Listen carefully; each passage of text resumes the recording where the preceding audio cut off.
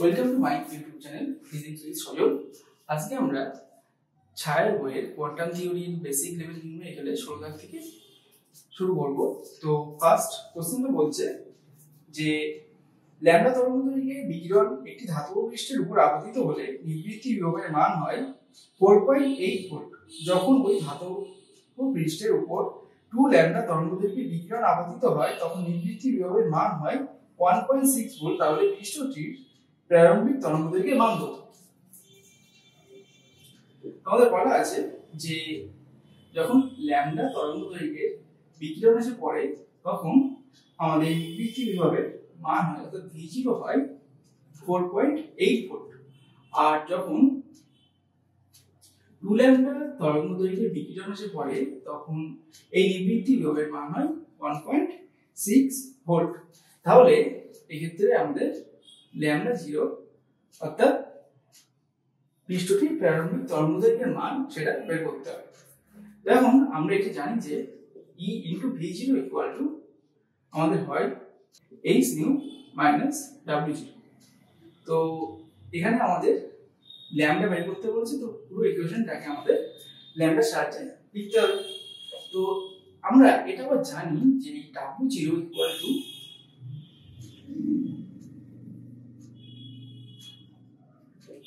আমাদের হয় h nu 0। তো h nu 0 মানে আমরা লিখতে পারি hc বাই ল্যাম্ডা 0। তো এই ল্যাম্ডা 0 এর মানটা আমাদের বের করতে হবে। তো এই ইকুয়েশন থেকে আমরা এটাকে এইভাবে লিখতে পারি যে E V0 hc by lambda into W0, কারণ এখানে আমাদের ল্যাম্ডাটা বলা আছে। এবার আমরা এই ফার্স্ট কন্ডিশনটা বসিয়ে দিলে আমরা পাচ্ছি E ইনটু এটা 4.8 আছে, তার মানে 4.8 E equal to hc by তরঙ্গদৈর্ঘ্যের বিকিরণ এসে পড়ছে সেটা হলো ল্যাম্ডা এখানে মাইনাস W0। আর সেখানে এই কন্ডিশনটা বসালে আমাদের একই রকম ভাবে আসবে 1.6 E equal to hc by এখানে তরঙ্গদৈর্ঘ্য 2 ল্যাম্ডা মাইনাস W0। এখন এখানে আমরা W0 এর মানটা বের করব ল্যাম্ডার টার্ম। তাহলে এই লেফট হ্যান্ড সাইডে যেটা আছে সেই পুরো জিনিসটাকে আমাদের বাদ দিয়ে দিতে হবে।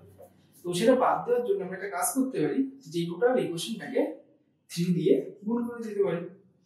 তাহলে আমাদের এই ইকুয়েশনটা আসছে এরকম 4.8 E equal to 3hc by 2 lambda minus 3W0। আর এই ইকুয়েশনটা আমরা লিখি 4.8 equal to hc by lambda minus W0। এবার দুটো ইকুয়েশন আমরা বিয়োগ করে দেবো। বিয়োগ করে দিয়ে লেফট হ্যান্ড সাইড এইটা বাদ চলে যাবে। তাহলে আমাদের আসছে লেফট হ্যান্ড সাইডে 0 আর 3hc বাই 2 ল্যাম্ডা থেকে hc বাই ল্যাম্ডা বিয়োগ করলে আমাদের আসে hc by lambda hc by 2 lambda. আর এইটা আমাদের তবে চলে আসবে minus 3W0 by plus W0। তাহলে এখানে মাইনাস 2W0 আছে। এখন এখান থেকে আমরা লিখতে পারি এটা যে 2W0 equal to hc by 2 lambda. তো এই 2টাকে আমরা যদি ডান দিকে ভাগ করে দিই তাহলে আসবে W0 equal to hc by 4 lambda. আবার একটু আগেই দেখেছি আমরা W0 ইকুয়াল টু হয় hc বাই ল্যাম্ডা 0। তো সেটা যদি বসিয়ে দিই এখানে তাহলে আমাদের সমীকরণটা এরকম দাঁড়াচ্ছে। এখন hc কেটে গেলে আমরা এখান থেকে লিখতে পারি যে ল্যাম্ডা 0 ইকুয়াল টু 4 ল্যাম্ডা। তো আমাদের ল্যাম্ডা 0 এর মানটাই কোশ্চেনে জানতে চেয়েছিল। তাহলে ল্যাম্ডা 0 হবে আমাদের 4 ইনটু ল্যাম্ডা। নেক্সট 17 দাগ বলছে যে 66 ওয়াট ক্ষমতা সম্পন্ন একটি একবর্ণী আলোকউৎস 600 ন্যানোমিটার এর আলো উৎপন্ন করে। এই আলোকউৎস দ্বারা 2 মিনিটে কতগুলো ফোটন উৎপন্ন হয়? তো এখানে আলোকউৎসের যে ক্ষমতা সেটা বলা আছে 66 ওয়াট। তো এটাকে আমরা P লিখলাম, পাওয়ার ক্ষমতা। আর বলেছে এখানে এই আলোকউৎসটা আমাদের 600 ন্যানোমিটার তরঙ্গদৈর্ঘ্যের, মানে ল্যাম্ডাটা এখানে 600 ন্যানোমিটার আছে।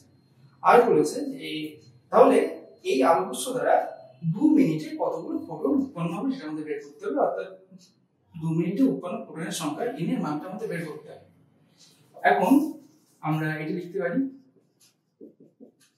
ন্যানোমিটার থেকে মিটারে কনভার্ট করে নিলাম। আবার 66 ওয়াট মানে আমরা জানি এত জুল পার সেকেন্ড। তো তাহলে আমরা এক্ষেত্রে একটা ফোটনের শক্তি বের করব। তো একটা ফোটনের শক্তি কত হবে? hc/λ।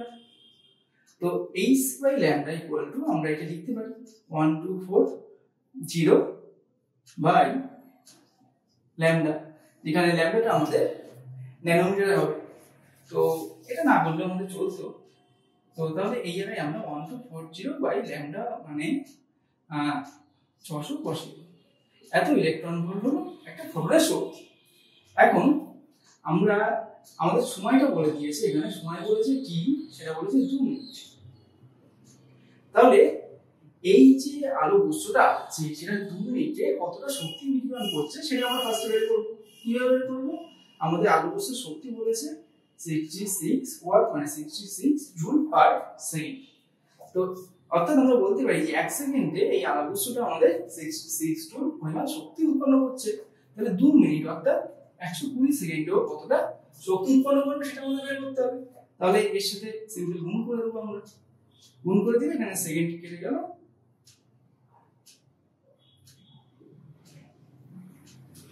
তো গুণ করে দিলে আমাদের এইটা হবে 66 * 120 এত জুল আমাদের শক্তি পাচ্ছি আমরা। তো এইটা হলো আমাদের ক্ষেত্রে মোট শক্তি E, আর একটা ফোটনের শক্তি হলো 8। তাহলে মোট শক্তিকে আমরা যদি একটা ফোটনের শক্তি দিয়ে ভাগ করে দেই তাহলে আমরা কি পাবো? আমরা এখানে কতগুলো ফোটন নিঃসরণ হচ্ছে সেটা পেয়ে যাবো। তার আগে আমাদের আরেকটা কাজ করতে হবে, এইটাকে আমরা ইলেকট্রন ভোল্টে প্রকাশ করে নেবো, কারণ ইলেকট্রনের শক্তিকে আমরা ইলেকট্রন ভোল্টে প্রকাশ করছি। তাহলে এই যে এখানে যেটা আছে সেটাকে আমরা 1.6 × 10⁻⁹ দিয়ে গুণ করে দেবো। এইবার এইটাকে আমরা এটা দিয়ে ভাগ করব।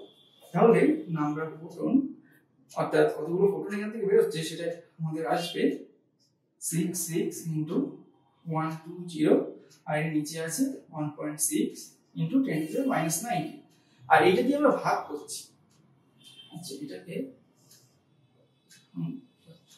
এইভাবে লিখতে পারি 1240/600 এটা আসবে। এখন আমরা এইগুলো লিখতে পারি 66 × 120 আর নিচে আসছে 1.6 × 10⁻⁹ আর নিচে এই যে 1240 সেটা ছিল, আর একদম নিচে যে আমাদের 600 আছে সেটা উপরে গুণ হয়ে গেল। এবার এটা আমাদের ক্যালকুলেশন করে কতগুলো ফোটন হচ্ছে সেটা বের করতে হবে। তো এখানে আমরা একটা কাজ করতে পারি, এখান থেকে একটা পয়েন্ট তুলে দিলাম 10 আসলো, তাহলে এই যে কেটে গেল। এখন আমাদের আসছে 66 × 12 × 6 আর এখানে একটা শূন্য এখানে দুটো শূন্য, তার মানে 10 কিউব হচ্ছে এটা। আর এই যে 10⁻⁹ আছে এটা উপরে গেলে 10⁻+19 হলো, আর এখানে 10 কিউব ছিল সেই +3 লিখে দিলাম। তাহলে টোটালটা বাই নিচে কত আছে 16 × 124। তো এই ক্যালকুলেশনটা এবার আমাদের করতে হবে। তো যদি ক্যালকুলেশনটা করি তাহলে এখানে 3 4 দিয়ে কাটলাম তাহলে 4 × 16 হলো, এখানে 2 দিয়ে কাটলো তাহলে এটা হলো 33, এটাও 2 দিয়ে কাটলো 3 হলো। আর তাহলে আমাদের আসছে কত? আসছে 33 × 9। তো 33 × 9 করলে আমাদের 297 আসে। 297/124 × 9 19 22 হয় তাহলে 10⁻22 আসে। তো এই ভাগটা আমাদের করতে হবে 297 কে 124 দিয়ে। তো ভাগটা আমরা করে নিই এখানে 297/124 তাহলে 2 দিয়ে যাবে, 2 দিয়ে গেলে 248 হচ্ছে, তাহলে 9 আর 17 হাতে 1 4 1 5 আর 4 9 49 আসছে। এখানে পয়েন্ট দিয়ে একটা শূন্য দিতে পারি। এবার আমরা এখানে 4 দিয়ে করলে 16 আর 4 বেশি হয়ে যাচ্ছে, তো এটা 3 দিয়ে করবো আমরা। তাহলে 3 × 12 হাতে 1 3 × 36 আর 37 হলো, এখানে 8 আসলো, 1 আসলো 118 আসছে। তো এই পর্যন্ত আমরা রাখি 2.3 × 10⁻22 এত কি আমাদের ফোটন এখান থেকে নিঃসৃত হবে। নেক্সট 18 কোশ্চেনটা বলছে যে একটি ধাতুর সূচনা কম্পাঙ্ক হলো নিউ 0 যখন 2 নিউ 0 কম্পাঙ্কের আলো ধাতু পৃষ্ঠে আপতিত হয় তখন নির্গত ইলেকট্রনের সর্বোচ্চ গতিবেগ হয় v1। আবার যখন আপতিত আলোর কম্পাঙ্ক বৃদ্ধি পেয়ে 5 নিউ 0 হয় তখন নির্গত ইলেকট্রনের সর্বোচ্চ গতিবেগ দাঁড়ায় v2। তাহলে v1 আর v2 এর অনুপাত আমাদের বের করতে হবে। তো আমাদের কোশ্চেনে যেটা বলেছে যে সূচনা কম্পাঙ্ক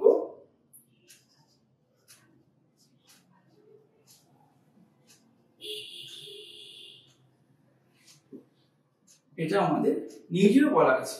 এখন বলছে যখন 2 নিউ 0 কম্পাঙ্কের আলো এসে এখানে পড়ে তখন যে ইলেকট্রন নির্গত হয় তার সর্বোচ্চ গতিবেগ অর্থাৎ v max হয় আমাদের v1। আর যখন আমাদের 5 নিউ 0 কম্পাঙ্কের আলো এসে পড়ে তখন এই v max হয়ে যায় v2। তাহলে v1 v2 এটা কত হবে আমাদের বের করতে হবে। তো এখানে আমরা আইনস্টাইনের আলোকতড়িৎ সমীকরণ ইউজ করব যে E max ইকুয়াল টু আমাদের কত হয় h ইনটু নিউ 0 w0। তো এই E max এটা কিন্তু আর E max এর হবে না, এটাকে আমাদের v এর টার্মে লিখতে হবে। তাহলে লেফট হ্যান্ড সাইডে হয়ে যাবে আমাদের হাফ m v max তার square equal two h into minus আচ্ছা w0 এটাকে আমরা সরি এখানে একটা ভুল হয়েছে, এটা তো আপতিত আলোর কম্পাঙ্ক হবে তাহলে h নিউ হবে এটা, আর w0 টাকে আমরা h ইনটু নিউ 0 এইভাবে লিখতে পারি। এখন আমাদের প্রথম কন্ডিশন অনুযায়ী আমাদের এই ইকুয়েশনে কি দাঁড়াচ্ছে তাহলে half m v1 square equal two আমাদের 2 নিউ 0 কম্পাঙ্কের আলো এসে পড়ছে তাহলে h into 2 new 0 minus new 0। তো এই দুটো বিয়োগ করলে আমরা পাচ্ছি h নিউ 0। তাহলে প্রথম ইকুয়েশনে দাঁড়ালো half m v1 square equal two h new 0। এবার সেকেন্ড কন্ডিশনটা আমরা এই ইকুয়েশনে বসিয়ে দেব, বসিয়ে দিতে আসছে হাফ m আমাদের v max টা v2 তাহলে v2 স্কয়ার ইকুয়াল টু আমাদের আপতিত আলোর কম্পাঙ্ক 5 নিউ 0 তাহলে সেটা বসিয়ে দিলাম মাইনাস নিউ 0।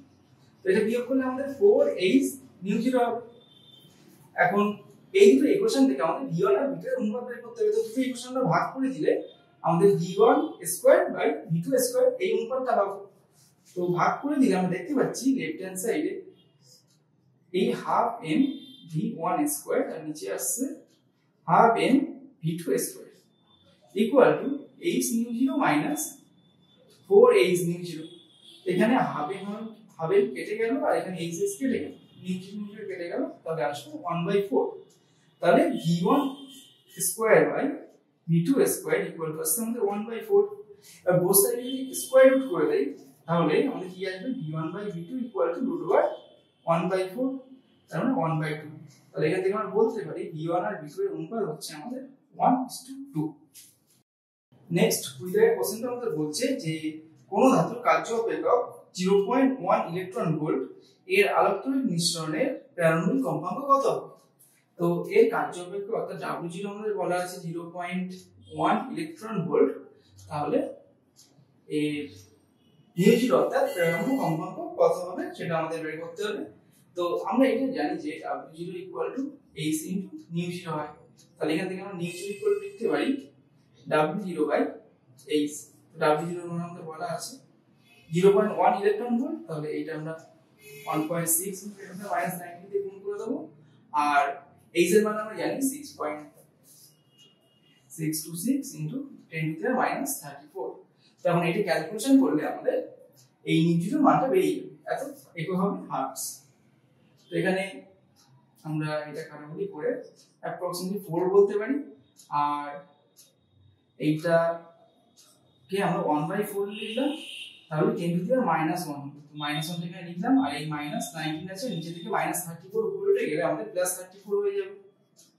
তাহলে এখানে আমাদের 1/4 আসলো ইনটু এটা করলে কত আসছে -1 আর -20 হচ্ছে 34 এর সাথে -20 যোগ করলে আমাদের 10 টু দি পাওয়ার 14 আসে। এখন এখানে আমরা একটা কাজ করতে পারি, এই যে 10 টু দি পাওয়ার 14 আসলো এখান থেকে 100 বের করে নেব, তাহলে পাওয়ারটা 2 কমে যাবে।